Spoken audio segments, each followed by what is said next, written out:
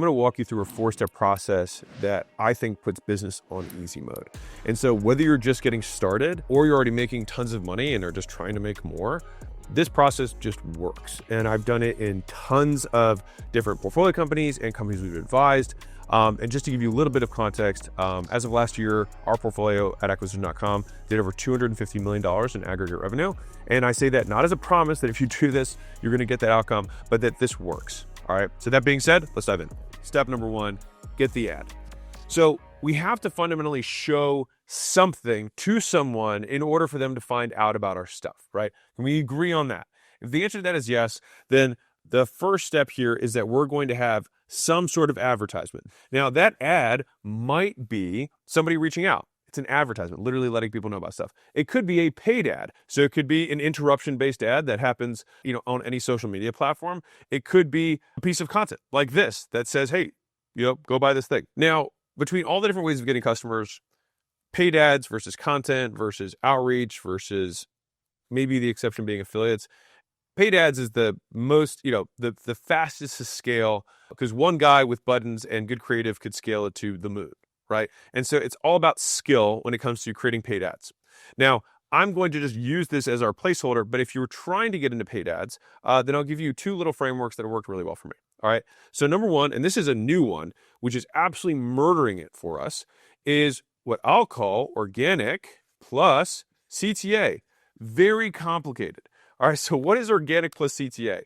It's you have whatever organic content you make. Some content does better than others, provided you make organic content relevant to the stuff you sell, which, by the way, probably a good idea. You make your content and then you find the good ones. And then all you do is you add a call to action at the end that sends people to your thing. And we already know it works because we've already tried it. And so you get to have all these test shots on goal that cost you nothing by simply making the content. And then you just let the algorithm tell you what people already like and they engage with and they share and they click, they get past the hook. And then you just say, oh, I'm going to take this thing and I'm going to turn it into something that feeds my business in a more scalable way because I'm not going to rely on the platform to just give it to people for free, which is great. But I also can't really add a longer call to action because it would tank the effectiveness of the clip. But if I put it at the beginning and then I pay the platform, then they're happy to display it because they were already happy to display it for free. So why wouldn't they want to display it in exchange for money? And then we can add our very simple call to action at the end for some sort of thing, which I'll get to in a second. Now, the second kind of way of thinking about this, this one's by far the easiest. If you can do this, do it. Now, if you're like, okay, I don't have enough organic or, I just need to, quickly make ads directly, then this is the framework that I would use. So I have hook plus meet plus CTA. All right. So I'm going to break down each of these really quickly. So from a hooks perspective, what I do is I still look at the best performing organic and the best performing ads across all industries. So this is one where you don't need to stick to your industry. You might find a hook that works exceptionally well in finance, and it works really well for hotels too, right? Provided it doesn't actually say finance in it. And so you'll see that hooks just convert across way different audiences because it just draws attention. And so the first thing I'll look at is hooks. And this is by far the 80% of the ad. And you're like, wait, but they're so short. And they're still the most important. So we should just be thankful. It's crazy. It's like people have a hard time accepting that something short could be more meaningful than something long because it takes more work. Would you prefer that the thing that means the most is actually really hard and long to do? No, right? The fact that hooks are short is a gift from God for advertisers that we can actually have the most important thing, not require a ton of work. Now, if you want to be smart about it, it should require work because you're going to do that work in the research or the pre-search before you record this. So for here, I would have at least 50 plus hooks. Now you're like, 50 plus hooks? Yeah, you're probably not making nearly enough ads. And I don't care what your spend is. If you're spending $10,000 a month, $100,000 a month, you can never have too many ads. I'll just say that. You can never have too many ads. You just give the algorithm more things to pick from to find the winners. Now, the meat, I'm going to give you a different framework that I haven't talked about much lately. And so I'm going to break it down for you right here.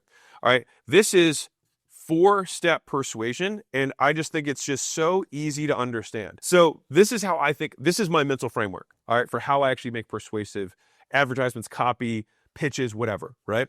Which is you're going to get more good stuff if you do the thing I want you to do.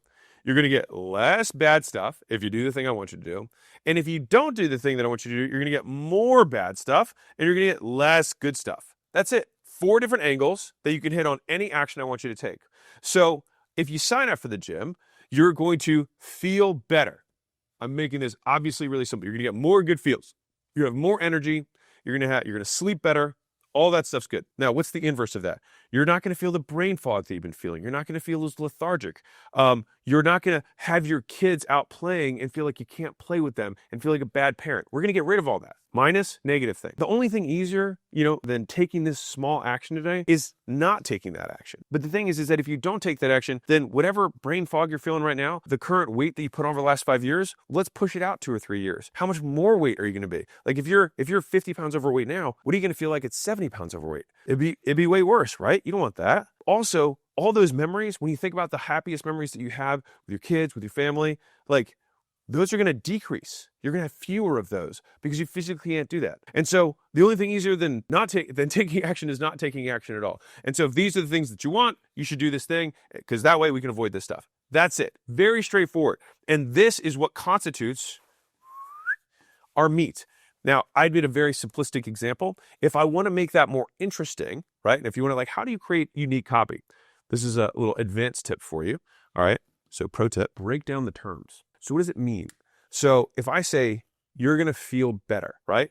That is not going to be compelling copy. I can promise you that right now. But what does feel better mean to somebody? How would I know that feeling better had occurred, right? In their life. And this is where the research of reading Amazon reviews for products that are similar in your space, even if you sell services, read the positive reviews in their language of the things that they will say of what happened. And the way that I think about this, here it is. This is it. This is the big word that you need to double underline. Think in moments. What is the moment that someone think, wow, I feel better? What's the moment? What occurred? What happened, right? Maybe it's that they were able, let's say if it's an elderly population that we're doing with this weight loss thing, they were able to take the kid off the ground and pick him up, right? And they have this moment where after they had that little 3-4 minute exchange, they're like, man, that was awesome. I couldn't do that before because I was so weak and I hadn't developed my shoulder strength. I didn't have the mobility to do that. Like, wow, it's a moment. What else would it be? Maybe it's, bending over to tie my shoe. I felt like I was getting out of breath because I had to hold my gut in so I could lean over to tie my shoes. That's gone now. Like, what if there was a world where you just put both of them on and you could do it while you're standing, right? That's not out of reach. It's just a couple steps away from where you're at right now, right? So if I say that, I can describe all the things that someone might experience and then denote that they feel better without saying you're going to feel better. And so this applies for each of these elements of copy. And this is what makes copy potent. It's the specificity, because you want someone to understand it within their own context of man, I've had that happen. And that's real. That's what makes you copy. And if that little copy tip was helpful for you, then I have pages and pages of things that have helped me make good ads inside of the Run Paid Ads chapter in page 129. So I talk about one, how paid ads work, obviously, but secondly, how do you write the copy? So I break down all the anatomy of ads in all of this, all these pages I'm talking about. All of this is how you can make the ad. And so this is the level 1 framework. The level 2 that you put on top of this is who and when. This is the what, which again, I also cover in the book. So we could talk about the prospect, but we could also talk about that prospect status with regards to their spouse, talk about it with regards to their kids, talk about it with regards to their frenemies, their rivals, their competitors, right? What are all these plus and minuses with regards to that rival dad across the street or that rival business, right? What are all those look like? And then how do we pace that for today, but then also the future? What does the future look like when things don't go the right way? Well, that's going to be the bottom side. That's what happens if you don't take action, right? On the flip side, what does the future look like if things go well, right? So we can play it out today, but also play it out tomorrow. And this gives you unlimited different angles to make the meat of your ad more compelling. And then the third thing is obviously the call to action, which you want it to be as clear as humanly possible and tell them exactly what you want them to do and what will happen next. This is a key point that a lot of people miss. Not only do you want to say it, you want it to be demonstrated in the ad. So if I want someone to go to the next page, when I say go to the next page, I want the go to the next page to be visible, because that way what happens is you have congruence. And that has a couple levels of persuasion there. So number one, in terms of congruence, is people say, okay, I have set my expectations, and they click, and then their expectations are met. And then what do you know? You have way fewer people who bounce off the page because the page looks exactly like I expected it to. Now, what else happens? The person who actually made the recommendation, who made the suggestion to go to the page, also increases in influence. Because when you say something's going to happen and then it happens, the person, consciously or subconsciously, doesn't matter, science works either way, they will believe the next thing you predict with greater certainty. And so wouldn't you want people to be like, man, when that guy says something's going to happen, that's what happens. That precedes or plants the seed for the sale that will inevitably come down the road. Now, once we have our ads, so now we're getting eyeballs, right? People are seeing the ads, and then what are they doing? They're taking an action. All right, so this is my world's terrible mouse click. They click on the ad. I don't know, our little mouse is on fire, but we're just going to go with it. All right, the next step in this process is going to be the opt-in, right? We want them to give us their information for something. And what are they going to give us the information for? So typically it's going to be a lead magnet of some sort. Now, people have this big issue with like, lead magnets are dead, or lead magnets, are alive. I'll tell you this, bad lead magnets are dead. Good lead magnets certainly are alive. And most lead magnets suck. And so it's unsurprising that the vast majority of people who start to run ads the first time don't make money because their ads suck. And the first time you take a sales call, you probably suck because you don't know how to take a sales call. And the first lead magnet you make will probably suck too. Now, I want to give you, in my opinion, the best lead magnet that I've ever seen in my whole life. All right. And so it was actually in the dating space, and it was called How to Know If a Girl Wants You to Kiss Her. Okay. Now, who wouldn't want to know if a girl wants you to kiss her, right? And so the simple answer to that, and this is the lead magnet, is try to brush her hair behind her ear. And if she moves her head away, then she doesn't want to kiss you. If she doesn't move her head at all or moves her head towards your hand, then she does. Very simple. All right. But the beauty of this is like, wait, so that could be a lead magnet? Of course it could be a lead magnet. We want to solve the tiniest problem we possibly can for the prospect and completely solve it and blow them away. Now, some people are like, I made this full course. And there's nothing wrong with that. To be clear, I've got a whole bunch of them on my site.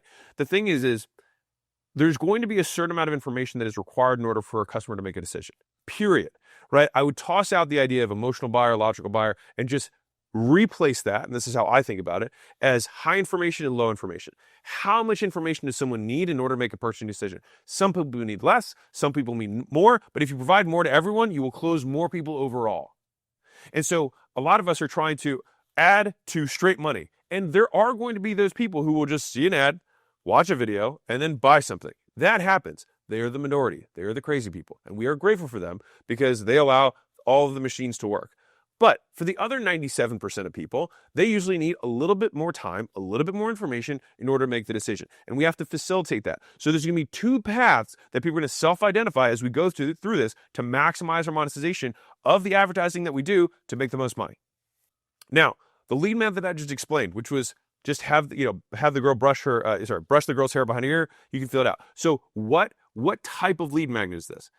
So what I gave you is a one-step to a multi-step solution. So most people who are in the dating space aren't looking to just get a kiss, right? They're looking to find more dates. They're looking to, eventually find a wife. They're going to have to get into a relationship. They're going to maybe get married later. So there's all these other problems that are going to happen outside of just figuring out if a girl wants to kiss you. If I don't have dates, I don't care. Now, this is neat, but I still have other problems that need to solve. But if you accurately solve that problem, because I'm like, I can understand why that would work, then what do you think I'm going to do next? I'm going to believe that you can probably help me solve my other problems. So what I just outlined, you can come in real quick. So this is page 32 of the Leads book, is the problem solution cycle, right? And there's many, many problem solution cycles that exist within a larger goal. The bigger the goal, the more problem solutions they have to go through, right? And so our lead magnet 2 has to solve one of these little problem solution cycles. So teaching the guy how to know if the girl wants to kiss him, it's not the big loop.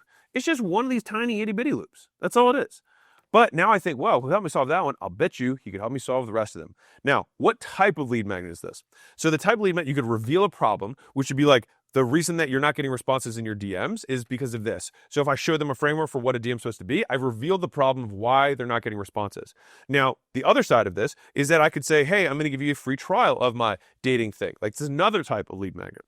Now, this one is actually step 3 or type 3 of lead magnets, which is I'm giving away one step of a multi-step process to get an outcome, right? You're not just trying to get a girl to kiss you. You have to get responses, and you have to set up dates, and then you have to know how to talk on the dates. You have to know how to flirt beforehand and afterhand. And I don't know what afterhand is, but apparently it's a thing, right? And so you got after it. And then it's like, how do I do the second date? How do I do the third date? What are smooth ways to proposition a woman to whatever? You get my idea. I'll stop there. fill the rest in with your imagination, and then propose. There we go. We just went straight to marriage, right? The whole thing is this: there's a lot of problems that are going to happen in this process, and we don't need to solve them all. Think about a dating person who's like, here's how to go from 0 to married, right? Like that would be a lot.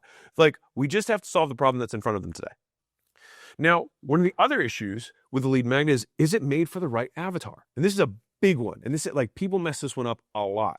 All right. And so they're like, okay, well, how to get your first 5 clients, right? I have some videos for that, but that's not my main avatar. Now I am willing to help people out who are getting started, and that's okay. That's why I make those things. But is somebody who's just getting started my avatar today? No, but I'm betting on the fact that they will be years from now, but not because I want to give something to that person today.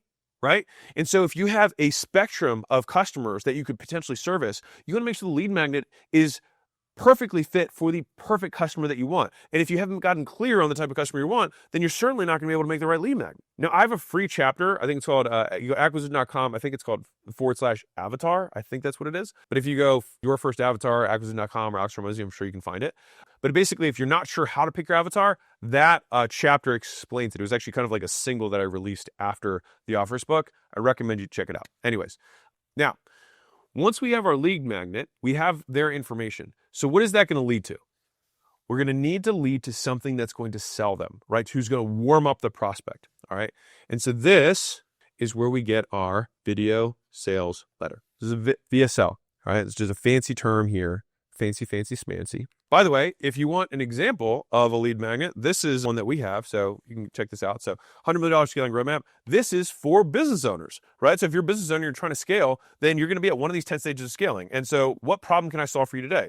Well, if I can solve the current constraint in your business and show where, this is, by the way, a reveal a problem type of lead magnet. So I reveal the problem, and then I also give you the solution to do this. But the thing is if you see this, and sometimes even just being, oh my God, this is exactly what I'm struggling with right now, then it probably increases the likelihood that you think, okay, I think this guy can help me out. Simple as that. And it provides you more information to eventually make a decision. All right, so the lead magnet sets the stage and attracts the exact type of prospect that I want to work with, right? Someone with qualifications. But now we have to convert them, all right? And this is where our video sales letter comes into play, all right? So the video sales letter, the video that you have here, is probably one of the highest leverage things that you can create in terms of sales aids, right? Like if you get on, if a lot of times you're like, man, ads don't work for me. It's not that ads don't work for you. So you haven't put enough friction in your process. And again, this is one of those things everyone's afraid of. Everyone's afraid of adding steps, adding friction, adding questions, adding qualifications, having people watch things in order to make a purchasing decision. But I promise you, if you look at your customers over the last however long, most of them, almost all of them, will not have immediately bought something. Most of the times they will have consumed an hour, 2 hours, 3 hours plus of information from you in various formats before they decide to go through this process and ultimately buy.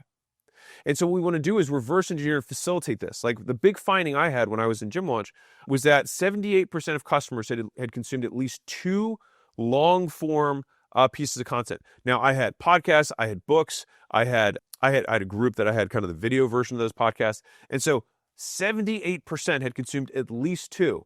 So in thinking about this, I was like, okay, so my average piece of long form content at the time was something in the neighborhood of like maybe 17 to 20 minutes. So basically people had to consume, call it an hour, right, of information from me in order to be willing to book a call and be warm and potentially buy.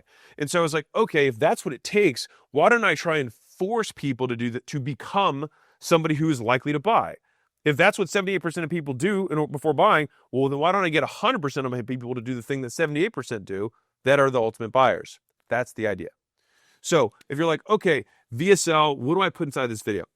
I'm going to walk you through a very simple frame. There's a bunch of different versions of VSLs that you can run. I'm not going to get into that today.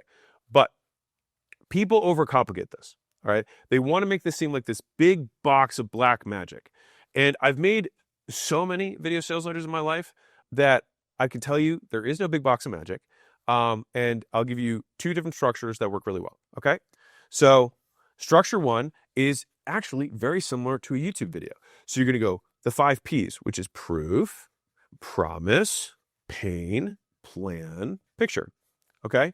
So what does this mean? It means that I need to make some promise that they're going to get from this video. I need to talk about the pain to demonstrate that I know where they're at right now. I need to give them proof that why they should believe me. And then I'm going to lay out the plan of how I'm going to help them solve it. And then usually I want that to be a visual so they can understand, hence the visual, right? And then after I've done all of these things and I go through my plan, right? Here's my plan, okay? After I have this kind of meaty part, then I'm going to have what I consider the FAQ section, which is, what do people say when they get on the phone that they have questions about? I want to put all of the FAQs, every single one of them, into this video. I want to pre-handle the objections. And a lot of them are really sensical concerns. How long have you been doing this? How do I know this is legit? Answer all of their concerns in the video. And then finally, I just call it a little proof stack at the end, which is you just put stories of successful customers, right? And you can put your CTA here. And then you put another CTA here. Saying, by the way, this concludes the video. At the end of this, it's just going to be a testimonial reel. You can watch this if you want. Now, when you say that, I'll just tell you this right now. You think that people won't watch them? People watch all of them. I'm just letting you know. All right. So this is a version of a VSL that works great. Another version, if you have something that is more well-defined, right? So like when I say that, it's like if you sell a service that people, if I went on the street and said, hey, do you know what an electrician does? Do you know what HVAC person does? And if somebody understands that a little bit better, then I spend less time on this and I just go 5 W's, right? Which is, who, what, where, when, why. And then I'll still have my FAQs, still have my proof stack, and still have my CTAs. This is basically 2 different versions of the meat, and guess what? Both have worked. But I thought there's this big box of magic.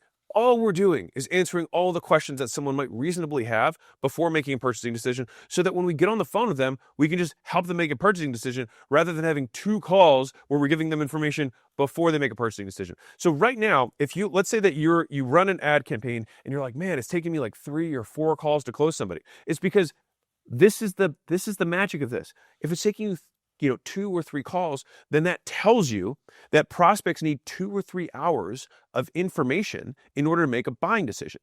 And so if you're efficient with it, those 3-hour calls can probably be covered if you are specific in what the FAQs are and all the concerns, and probably cover it in maybe 45, 90 minutes if you're just very diligent about noting what the questions are. And I'll give you another pro tip on this, which is you want the FAQ to be in their language. So if someone says, I'm really busy right now, you want to have a way to handle, I'm really busy right now. Now, they might also say, I've got a lot going on. Now, to you might be like, because a salesman might think immediately, oh, well, that's just a timing objection. And the answer is yes, you're right. But the thing is that someone might have 6 different ways of saying a timing objection. And you want to have an FAQ that covers each of those 5 or 6 ways. Because if you said that to a salesman and they said, I'm really busy right now, and then you responded with how you would overcome someone saying, I've got a lot of, plate spinning, you would actually have a slightly different overcome for that, or objection handler. And so we need to basically say it in their language and then say the overcome that's appropriate to each of those things. So yes, that means you're going to have to have an answer for their questions. But this should hopefully demystify all of the black voodoo magic around what is in one of these videos. You're just answering their questions. That's it. Now, I always get this question. Should I put my price in the VSL, or should I not put my price in the VSL? The answer is it depends. All right. Now, the reason I say this is there are some businesses where basically I tend to put price in my stuff. And that's because I have more demand than I can handle, and I want to add friction to my process so that I can maximally utilize the sales team, right? Not waste their time. If I had an underutilized sales team, then I'd be probably more willing to not have the money qualification there. I will say this though, the longer I've been doing business, the more I just end up putting all the information up front.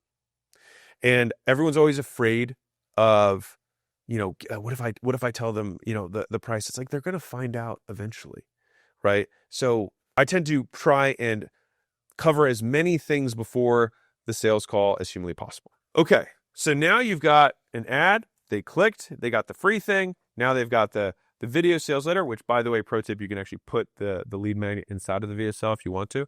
So you'd be like, by the way, that thing about the girl thing, I'll tell you that in a second. Then you get to the first third of your VSL. Then you can slice in the lead magnet and say, hey, by the way, this is that tip. And guess what? I have 28 other tips that you can follow, which I'll show you in this video. And then you go through it, right? So you can do either of those formats. Both of them work. But now we have to convert these people. All right.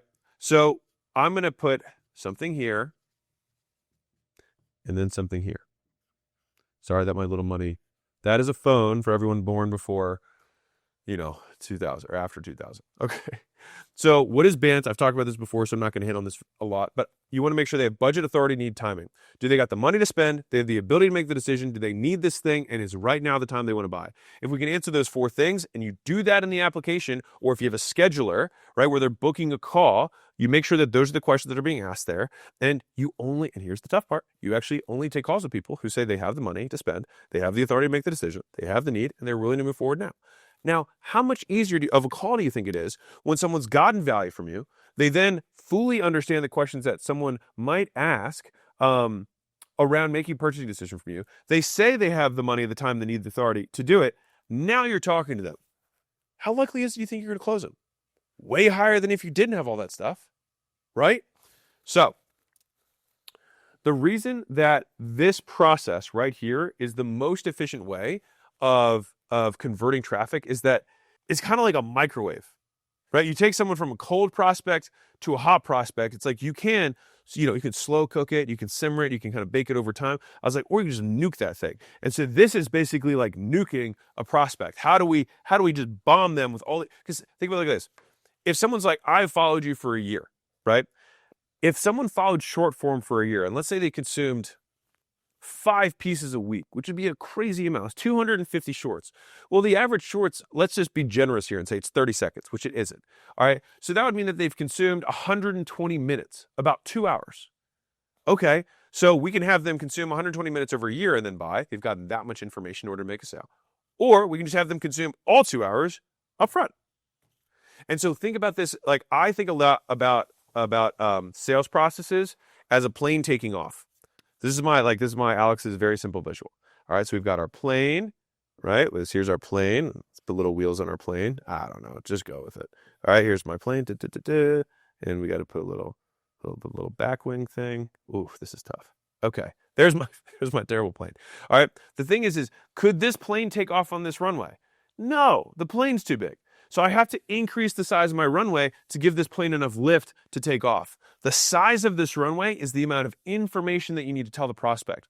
And so if we know that someone needs 2 hours to make a purchasing decision, then what do you think we've done? They consume a little bit here. They're going to consume, maybe 30 to 45 minutes here, right? And then on the call, what do you think we're going to get here? Another hour. And so when we add all this together, they've gotten about 2 hours of information from us, but we did it in the span of a couple days rather than over a year, right? And this is why this is kind of like the ramrod, the fastest way of monetizing within a business. Now, what happens to all the leads that go through this process and don't necessarily want to purchase immediately? The logical people, the people that actually make sense and they're not crazy, okay? So what do we do with all these people? Well, we want to put them somewhere that we give them long-term nurture, where we just say, oh, you are just the type of person who needs more information to make a decision. No worries. Then I'm just going to give you more information. And I'm going to do that, provide more value over a longer period of time. And so that's where things like having a school group where you just dump all the extra leads into, and you keep making content there, and you answer their questions there until eventually they're like, hey, I do actually want to take some action on this. And then boom, you send them, you run them through the process, you microwave them again, you reheat them, right? And then boom, you make the sale, right? That's the idea. So this long-term nurture, once people go through that, they're still going to come right back through the front door again and then get reheated. These are the 4 steps. You make your ads, you have a banger lead magnet, you have a VSL, and then you qualify the person before the sale. And pro tip, 4.5 is that for everybody who doesn't buy, you have to put them in some sort of either email sequence or group or both, where you continue to provide value. You continue to basically answer all these little FAQs that they've had, because maybe they've got other ones, or maybe they just need to see more proof. Some people just need more information to make the decision. That's all it comes down to. And when you do that, and you provide as much information as possible, you convert a way higher percentage of the audience. So let me give you the massive pro tip, the thing that took me way too long to understand. What do you think a brand is? We're giving someone tons of information over a long period of time about who we are, what we're about, our way of doing things.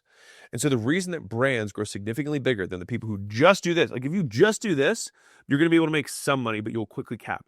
You will be able to make money, but you will cap. To build the brand, we have to have this thing be enormous. And then this thing ends up being our eyeballs at the front of this, so that we have this enormous audience of people that have gotten value from us day in and day out for an extended period of time. That is then what over time, if you It's like, I think about it like this. It's like you've got this pyramid of people who are interested in your stuff, right?